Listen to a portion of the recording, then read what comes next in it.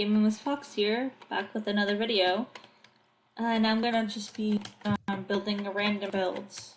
I'm starting a new series where it's just random builds, like walls around a village, or random statues within a village. Things like that, things that I want to build because they look good, but they don't necessarily fit with the titles of the other builds. And then in this video, I am going to building this one tower here, none of the details inside though, as well as this section of wall. This is the wall around the zoo, but the village here kind of cuts into the zoo a little bit, but it's fine because it's just the farm area that's getting cut a little bit. And the farm area is kind of both a zoo in a way, because it shows off the farm mobs. But it's just gonna be there, I guess.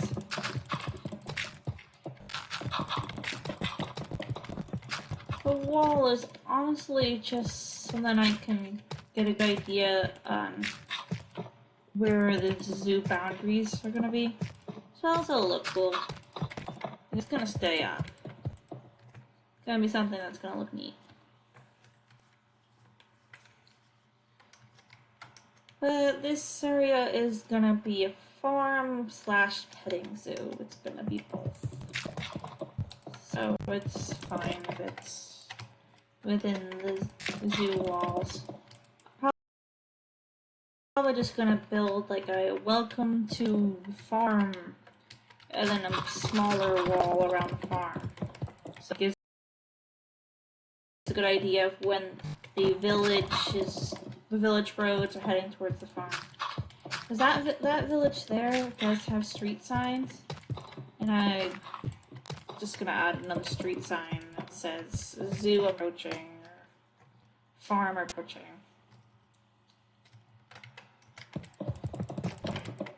We're also going to be adding another series where it's, I'm going to bring the upgrade village back now that I'm making 3 videos a day instead of 2, and also I'm going to add a village layout. It's going to be similar to random builds, but it's going to be where I either build the frames of structures that I'll build in Build a Village,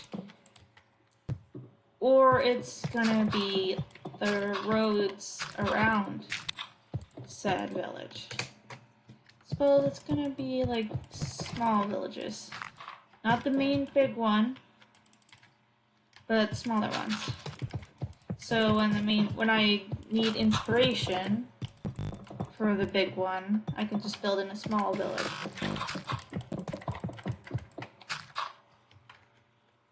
Like with if I'm working on a fantasy build, I'll have a small, tiny little village of just similar to what that end village was, where it's just only the builds necessary for a functioning village. Like I go on the blueprint of the Minecraft Comes Alive mod, and it shows me like armory, big house, storage, and I'm going to build structures for that. And then no furniture inside either. It's just going to be the outer structure. I am still going to work on the main build in Build Village, but I'm not going to work on it every video. Like some of the Build a Village layout videos will be just that, building layout. But for most of this big village here, the layout's pretty much already built. It's just a matter of building the actual structure. The reason I'm I'm gonna be building this inspiration village build is because I got no idea how I want that village to look. But for now, the inspiration is probably going to be medieval modern fusion, because the design of the pre-existing buildings is modern in the sense where it has, well, instead of car training, it has horse training, because there's no cars in Minecraft. I guess technically in the Wild West and medieval times, they did have to teach people how to ride horses. But there's also a station for taking off with an elytra, which doesn't necessarily make sense in a medieval build. Not to mention the supermarket, which does not make sense in a medieval build. But yet, the structure of the house is kind of medieval material to use. But my inspiration for that village is what I hope Hollow Falls would look like sometime in the future, in terms of the buildings available. I wish that there was a way to learn how to drive in Hollow Falls, because you kind of have to drive to learn how to drive in Hollow Falls. It's like, you need a driver's license to get to the DMV, but you need to get to the DMV to get a driver's license. There is no public transportation, and there is no driving education here. You can't just go to your local driver's ed and be like, "Can I learn how to drive? And could you drive me to the DMV so I can get my learner's permit?" It's more like I gotta argue with my parents to bring me there, or just flat out give up and never learn. Which,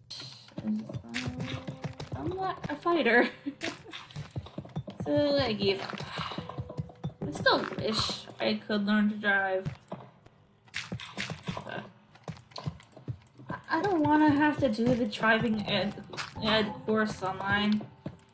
I already struggle with getting the computer to work right as it is.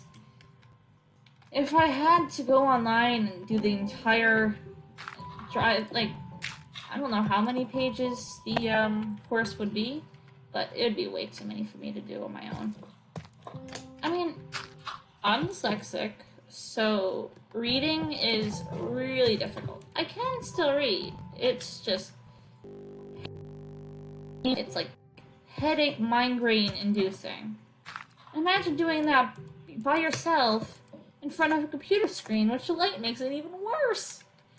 I can handle the computer light when I'm not reading, or when I'm reading just turf, cobblestone, but if I had to read an entire page worth of stuff in textbook fonts and the smallest available, so then it's not so big that you can only see one letter. I could not do that. I physically could not. Because this is about as small as I can read.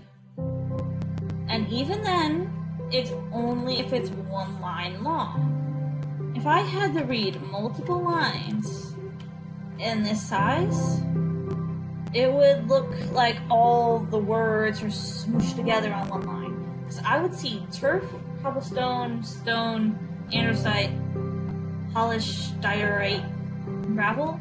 If that was one on top of the other, like a textbook style would usually be, I would be seeing all these on one line. That's how my dyslexia. I don't know if that's really dyslexia. I don't know what that is. But essentially what would happen is that all of these words, if they were right on top of each other, to the point that there's the amount of space in between each letter is the amount of space between the words stacked up on top of each other, I would not see it as 5 or 6 lines. Instead, it would all fuse into one line, overlaying each other. And if you ever try to read sloppy handwriting where 3 words are on top of each other, that's hard. I mean, in some cases it's doable, but not that doable. Just, like, you don't want to have to do that. But unfortunately, that's how my wonky vision is. So, yeah, that's the main reason I can't do it online. The thing is, that doesn't happen when I'm moving. That only happens if I'm standing still. And also, that only happens when it's at tiny fonts, or normal size font for textbooks, or computer. But if it was at the size of a street sign, then yeah, I could read it. But it might take me a minute. So if I did drive, I wouldn't be like looking at the sign and be like, West Point that way. It would be more like that building, that building, that building. Oh, okay, that building means I gotta go that direction. Like I do when I'm riding a scooter or when I'm walking. If I was navigating by car, I would not navigate by street signs or road signs. I mean, I'll go by stop and stuff like that, the obvious things. But I wouldn't be looking at a giant screen being like, oh, West Point's coming in 10 minutes.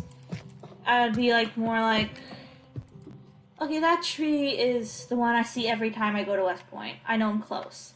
Or that building I see every time when I have to make that turn. I'm close to the turn. That's how I'd navigate. And if I was going to an unfamiliar area, which I rarely do, I would use GPS and have the GPS tell me when to turn. But even then, I probably wouldn't go in an unfamiliar area alone. I would have someone that can read with me. Like if I were to travel alone, it would be somewhere I'm familiar with, so then I don't get lost. But even then, like, it's not like I'd be a danger to anybody. Because I can see the cars just fine. Because the whole vision glitch effect that I go through only really happens if I am not moving and when something is small and pattern-like. Like, it doesn't just happen with words. Like, if there's a pattern on the tile floor, it'll happen. Or if I'm looking at a pattern on a shirt for too long, my vision will kind of get wonky and look weird. But the minute I just shake my head, it goes back to normal. But imagine having to shake your head every, like, 5 seconds while trying to do a test on a computer. Meanwhile, I'm also forgetful. I would read 3 lines, the glitch effect in my vision would happen, so I'll look away, and then I would immediately forget what I read. Like, I would read, like, hi, how are you, what you doing, and then get a headache, shake my head to reset my vision, and then I completely forgot what I read. And would read it again and again and again. So, yeah, I can only read like 5 lines of text at the most before I have to reread all 5 lines of text over and over and over again until I just give up. But if it was like 3 lines of text and then I had time later on, like, to remember it, then fine. But it would take too long. The reason I think I do it in person is if I did it in person, or at least on paper, what I usually do to help me with that is I would have, like, a specialized card with, you know, like how those highlighted cards for people with vision problems that you sometimes see your teacher using? Where it highlights the one line and nothing else. Like, it blocks out the lines above and below it. I could use that to read the test. And I could also ask questions when, you know, I'm trying to do the driver's ed test. I can ask, like, what was the last paragraph? I forget, and I don't feel like reading it over. Or, just stuff like that. And also, I wouldn't be distracted all that much, so should be helpful. That's another thing I struggle with. It's like there's nothing physically stopping me from learning how to drive if I had it on paper old school with someone teaching me. Like if I learned how to drive the methods that people used before computers existed, before like technology existed, other than cars, of course, then I could learn it. I just can't learn it the modern looking it up on a screen type of way. I really just don't like learning stuff on computer, unless it's in video form. Because reading on a computer is difficult. I mean, reading on paper is hard, but there is tricks that I can use to overcome my disability when on paper. But when on computer, first of all, on computer there is no way to combat my disability. It's just gonna be forever a problem that holds me back. Because I can't put a piece of paper, what am I gonna do? Tape a piece of paper to my computer that blocks out all the lines except for the ones I'm reading. Because half the time those are ads, and hence if I were to do the ads, it would be like word, word, word, word, and then just ad. So then I'll only see like three, like if there was an ad from this Polish star right to this or. Then I'd be reading this line, scroll down, this line, scroll down. And that would take forever. But of course, on paper, there is no ads. So if I did that method on paper, again,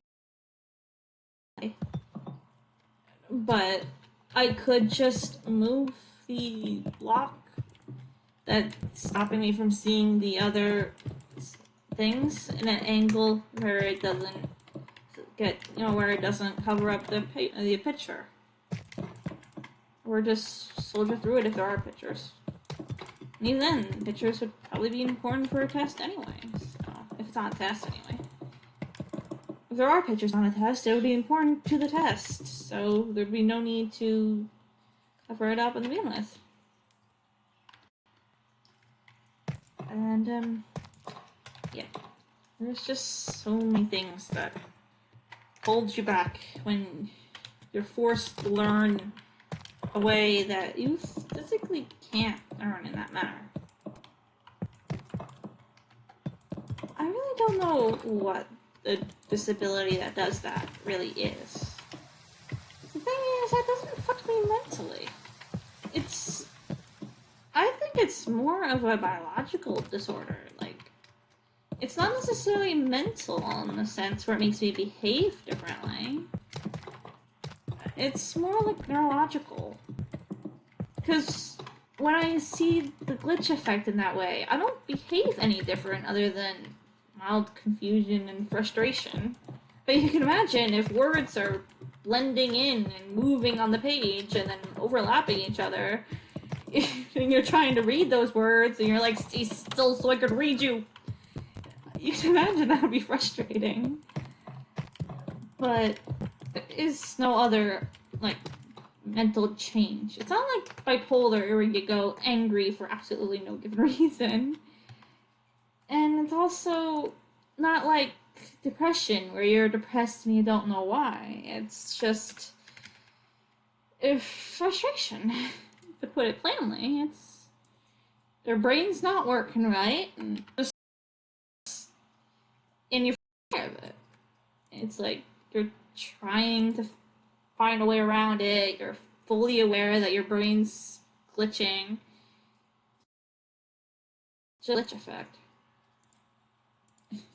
Ironically, the computer just glitched as I was talking about the glitch effect of my brain. Oh, random. That was total coincidence that it glitched like that, by the way. That was not me editing. Oh, that was funny. I have a weird sense of humor, I know, but I found that kind of ironic. And it glitched as I was talking about how my vision glitches. And it really is like a glitch.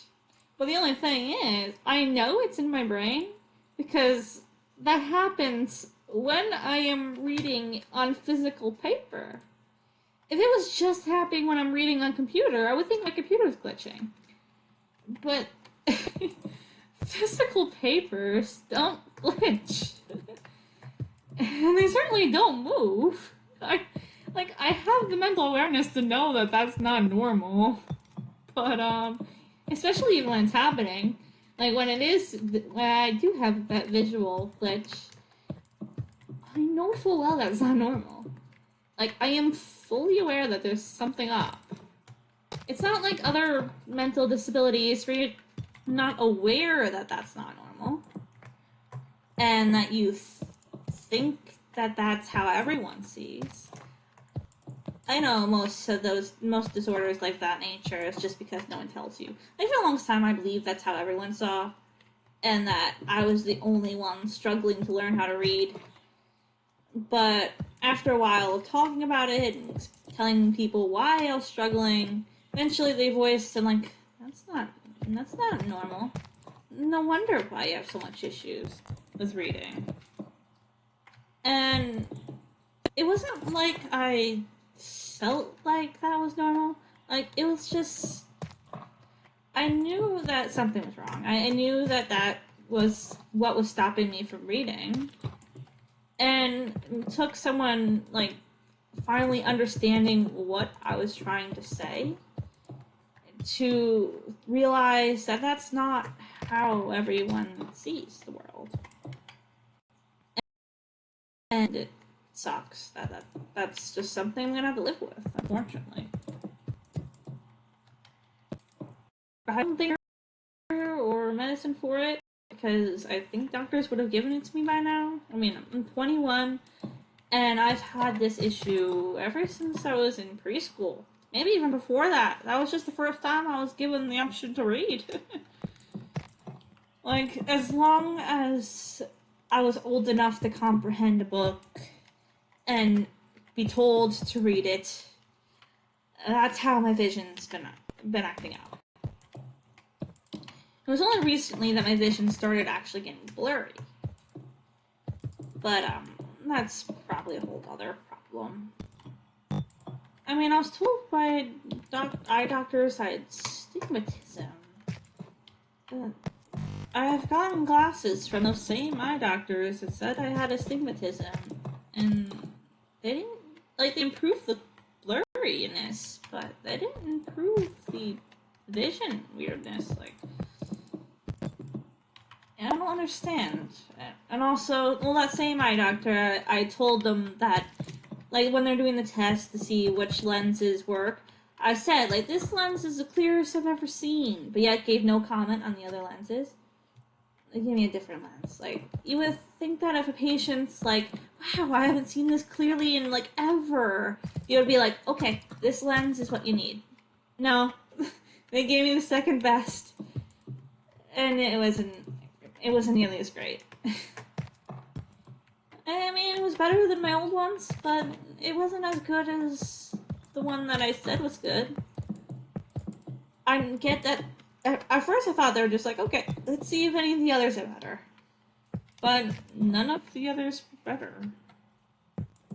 So why did they give me one of the other ones? I mean, was it really, like, there must have been some reason, right?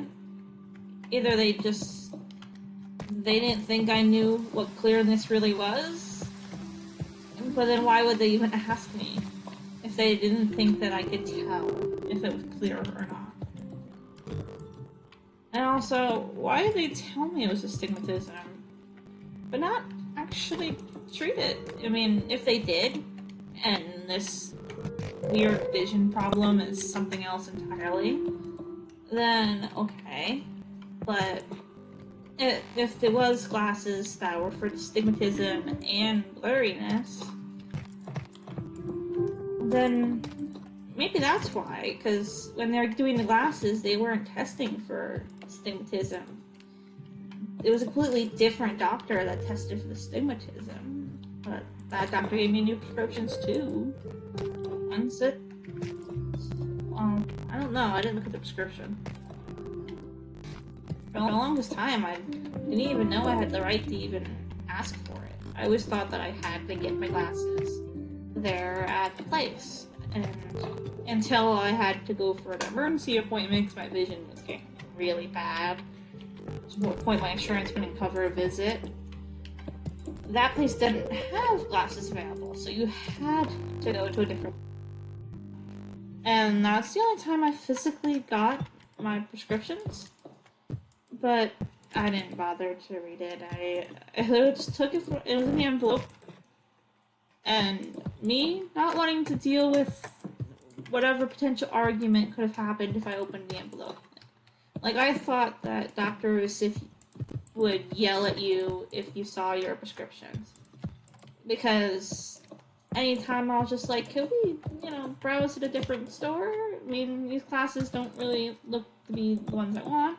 So I was like, I want to change scenery. Going to the same eye doctor all the time. The same areas all the time. It was annoying. And also I saw, like, glasses at the dollar store that I looked cool. And I thought I could just pop the frames and, put the glasses in or something like that. But, no. Never ended well. So I just always thought that that's how doctors were. For the longest time, I thought the doctors were just a pain in the butt, and that they're just being a pain for the sake of being a pain. Like, they weren't actually helpful. Like, this one doctor, Kareem, I've been going to her for a long time. She knew my medical history right there and then. She wrote down that I was allergic to penicillin. But then every time I go to that doctor, every time an itch, some type of irritation, she prescribes penicillin. But she doesn't tell me. She said she's going to prescribe an antibiotic. And then I go to fill it out. Like, get it from the Rite Aid or wherever, and I never bothered to read the bottle until I started getting diarrhea almost every time I went to her, and then I read it and it was penicillin. Actually, no, I didn't find out by that. My memory's a bit off. I actually found out I was allergic to penicillin from another doctor. I found out my doctor was giving me penicillin because when I had diarrhea every time I looked at the bottle I saw penicillin, but I didn't know I was allergic to penicillin until I was just like, screw it. I am going to a different doctor. I am tired of her never even bothering to do a test before prescribing medicine. She didn't even do a test. And the few times that she did, or another doctor in that facility did, it always came back negative. I just needed to shower more. And meanwhile, I was a kid then. So I was just like... First of all, she wrote in my file, like, when I went to the other doctor, they said that this doctor wrote, like, that you're allergic to penicillin. And I asked... Actually, I didn't ask what year, but I knew that the doctor did not write that recently. So I didn't even bother. I knew that the doctor was screwing up. To be frank, I knew the doctor was stupid because she prescribed medicine without actually testing for a disease. And she prescribed medicine that she knew I was allergic to. The reason I know she knew prior to writing in the file is because she gave me the penicillin literally a day before I went to that other doctor. And I know, because computers were broken the day she gave me the medicine, that she did not that she did not write that I was allergic that day. And I also knew the day that I went to this other doctor, that doctor's office was closed. So there was no way she could have wrote the fact that I was allergic to penicillin within that time frame. She literally prescribed penicillin after writing in my report that I'm allergic to it. And she's been prescribing it almost every time I went there. For an issue that I didn't even have. And anytime I try to fight with her, like, no, I am not taking the medicine until the test results come back. I wasn't saying I wasn't going to at all. I was gonna wait till the test results come back. Like, of course. I'm not gonna take medicine that I don't need. I took medicine my entire life for mental issues I didn't even have, just because my parents didn't want to spend time with me. And I didn't want to take medicine for my entire life for bogus reasons. If I had to take it for my own health and my own mental well-being, then fine. But I'm not gonna take a medicine just because you want to have power over me, and because you don't want to tolerate me. Like, I never asked to be born. The least you could have done was brought me to a park every once in a while when I had a lot of energy. Or just let me go outside when I needed to get away because I was stressed. It was just like, people, they have kids, but yet they treat their kids like they're, like, I don't know, like they're adults that chose the decisions they chose. But kids didn't choose to be alive. Right? The adults didn't choose either, but they're stuck with it. When you have a kid, you gotta take into account the fact that they did not choose to be born to you. They did not choose to live in your house. They are forced from the day you conceive them to live a life that you provide for them. And if you provide them a sucky life and where they're stuck in their room all day because you don't have the energy to go and have their energy, and you don't have the mental capacity to realize that they're stressed and overwhelmed, then you shouldn't be having kids if you don't have the energy to care for them, for once, because kids are not adults. They're full of energy, they want to explore, they want to learn new things, they want new experiences. And as a parent, you should give them that. You have to make a functioning adult. Because then you have people like me that don't know how to drive, and I'm 21. I don't understand social cues other than animal ones, to the point that I'm so obsessed with animals I have tons of pets because I could understand their physical and mental behaviors better than I can understand my own kind. And I think I have mental issues that I don't have. I have vision problems that I have nowhere where to begin and how to cure or deal with. And I simply just don't know how to socialize with my own kind. I find socializing with humans confusing and stressful. But yet I see other humans that are my age that don't feel awkward when they talk to people. They're fully confident that they're being heard. And they're fully confident in what they're saying.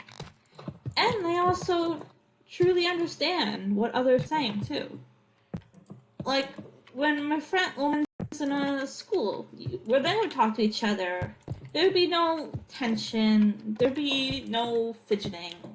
Maybe a little bit in awkward situations. But if they said hi to me, they didn't feel like they just pissed me off or interrupted something or distracted me from something. They didn't feel like they're doing something wrong for just saying hi, which they're not, mind you. I like interacting with people, even though I find it confusing. But me, when I would go to say hi to them, I'd be like, are they, thinking about something that I don't want to interrupt them? Or are they, like, trying to plan a Minecraft video in their head? I don't want to interrupt that. And also, what I'm saying actually mean what I'm planning to say? Like, is hi actually a greeting? Or is it offensive? Like, am I about to say something that might hurt their feelings? And I don't even try. Because I wasn't even taught that basic concept of greetings. And it's just like, that's because my parents didn't want to interact with me. They didn't want to bond with me. They didn't want to get to know me. They didn't really want me around. And that's horrible because kids need to learn from their parents how to socialize, how to cook, how to drive, how to clean, how to do anything that they're expected to do as an adult. I mean, yeah, I eventually learned how to do it on my own, thanks to the volunteer group I work with, as well as friends that I made along the way. But think about it, if I was homeschooled, I would probably be dead. Or talking like a wolf or a dog. If I was homeschooled, I would still be barking and meowing and worse, like my pets were. Maybe attempt to walk on two legs to imitate my parents, but I certainly wouldn't be talking to you all on YouTube or living in my own apartment. I was lucky enough that my parents didn't homeschool me. That there was at least buses to school. But things went downhill pretty quickly when the home district was like, no, she needs to go to a school for mentally disabled. And then suddenly I was just kicked out of school. So, first of all, most of those schools were an hour away. One of them was 3 hours away. So I had to get up a lot earlier than I used to. But did anyone help me with that transition? No, they didn't. They didn't wake me up to get ready for school, just to save their own butt. Even to call the cops if I refused to get up. But I was like, I wasn't getting 8 hours of sleep. Of course I didn't want to wake up. A 3-hour bus ride, but yet the school time started the same. They think I have to get up 3 hours earlier than I did previously. And I still woke up an hour earlier than school started. You know, shower, walk the dog, feed the dog, you know, for myself.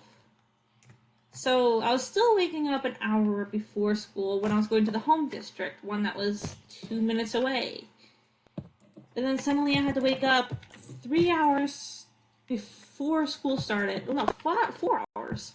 3 hours to account for the distance traveled, and an hour to account for getting ready. Not to mention, the school got an hour later, and had twice the amount of homework. Even have homework, other than if you refuse to do your work or if you're behind. But the Green Chimneys, especially, they had you doing homework every day for every class in like 5 pages at times. Some of it I could do on the bus, but on the bus made me car sick, so I would stop. Like, I would get 2 pages done on the bus, get car sick, and then be like, no, I can't deal with it. I need to sit down. Not to mention I was having back issues at the time, so that was annoying. Imagine going through car sickness, back pain, on a bus with the most bumpy roads you can think of. Like, they might as well have been dirt roads at that point. Actually, dirt roads are smoother. And only with like 5 to 6 hours of sleep. Yeah, no way that was gonna work out. Not to mention, summer school wasn't even something you could opt out of. No matter your grades, you went to summer school. Point blank, if you went to that school, you were going to summer school. Meaning there was no time to recuperate. And also, we didn't even really get that many holidays. Like, on Halloween, it was a full day. Which I know some schools are like that, but a school that has, you know, all year round, even in the summer, you would think that they would give you more days completely off. Even Christmas Eve. If there was a lot of snow days, Christmas Eve was a half day. A half day. Not a full day off.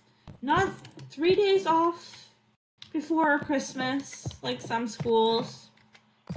It was a half day. And you had to extend the half days, otherwise you could end up being forced to be a resident where you would be mentally and physically abused and forced to work as a free laborer on the farm. So, no way I was gonna be staying at school. Oh, no way I was gonna miss that much school. Granted, after a while, my parents just stopped trying to force me to go, and hence I just stopped going altogether. I figured they can't force me to live there if I'm not there.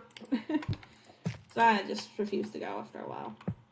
At first I would go because I was afraid that they would make me a resident. Like but when we had a meeting saying, like, discussing me becoming a resident, because they knew I was good with farm animals. They knew I was good with gardening.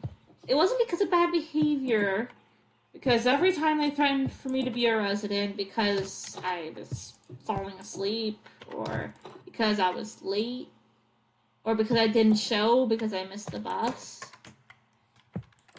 and I was afraid that they would actually make me a resident, do the best I could, and they would always say, like, okay, you don't have to worry about it, because clearly you're trying. But then, all of a sudden, they're, like, talking to my parents about me becoming a resident. My parents not wanting to walk the dog themselves, or actually care for the house on their own. I think they just wanted me around for the same reason the school wanted me around. Free labor. Because they're getting older. But still. They refused to make me a resident. And I knew that, in that moment, I knew that my parents would not let me be a resident, and that they did have the right to say no. I always thought, because they told me that my parents could not say no, that if I were to be determined to be needing to be living there, parents would not have the right to say no. And saying that my friend was forced to live there, and his parents kept saying no, that they wouldn't make him a resident, and I totally believed his parents too, because I knew them as well. I knew they weren't the type to just send their kid off. But anyway, turns out the school had her sign a contract and she didn't read it. So, yeah, they tricked her, but my parents just flat out refused. And that worked in my favor. They would even refuse to read a contract. They would be like, not our problem, this is the home district's problem. And the home district would be like, no way we're paying for that. And hence I was able to avoid that fate. And hence just eventually dropped out. The home district was like, why are we paying for a school she's not even going to? And hence cut funding. And that summer, I left that school permanently. And then I went back to I went to a different school. And we did green chimney. I have a panic attack anytime a teacher yelled, or even when I just saw an empty, abandoned barn in the background of the school. I just froze. I probably would have still gone to the school if the school recognized that fact. Like, when the gym teacher saw me staring at the barn, knowing where I came from, and been like, showed any sense of concern, then I may have stayed in that school. But no, the gym teacher just never even bothered to acknowledge the fact that there was a girl standing in thorns, looking at some aquatics getting a heart, and never bothered to ask. It was just like, if I was that teacher in that situation, first of all, I knew what I was experiencing, so I'd be like, you went to green chimneys too, didn't you? And comfort them. But even if you've never been to green chimneys, what teacher that teaches kids with mental and physical disabilities doesn't recognize the obvious disability of, I guess, PTSD? I mean, I don't know what exactly it is, because I wasn't having, like, flashbacks of the barn. I just physically couldn't. I couldn't even really think. And that's never happened to me before. It wasn't like your typical PTSD on TVs. cartoons and stuff, like, I didn't have a flashback to what happened. So I didn't really remember Green Chimneys all that much. My brain did a good job of blocking out the trauma. But, I don't know, I just physically couldn't move. I couldn't get away from it. I couldn't stop looking at it. And it was like there was no emotion at all. I felt like, at first I felt fear, but after a while I felt nothing. Like, it was like I was dead. It was like if I just died and that my spirit was just staring at the place I died from the top of the hill. And, I don't know if that's PTSD or something else. I know I wouldn't have responded that way if I wasn't in a school setting with a bar nearby.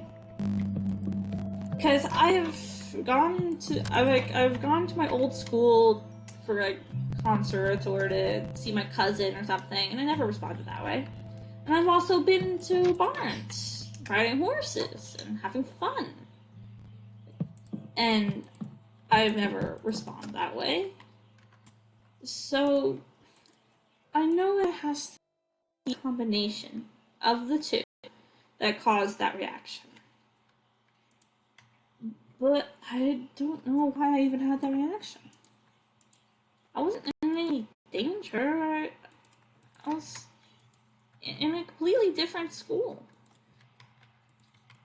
The reason I stopped going to that school and just went for my GED instead was because a school that's meant to help kids with disabilities couldn't recognize what disability I even had, or even recognize anything.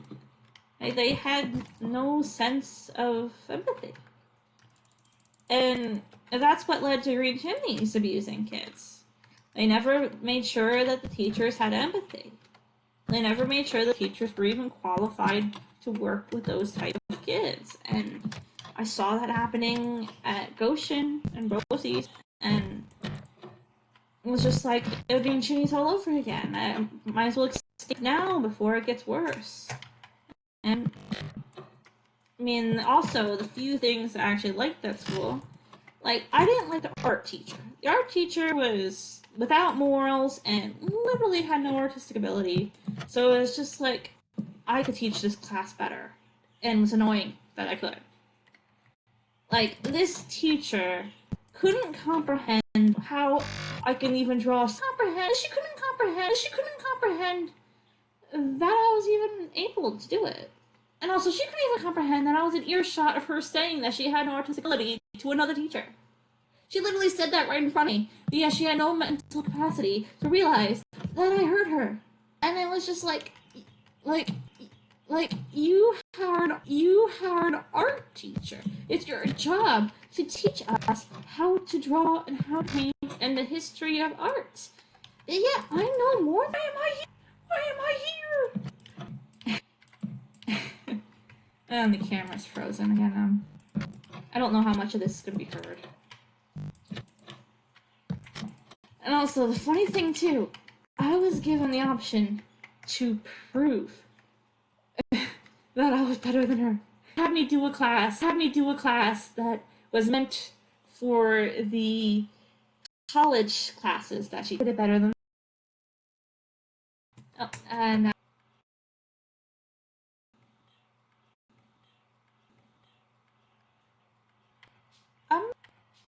I'm video here. If I can even click sign off. Like it already crashed. Like, I don't know. Kill I'm working.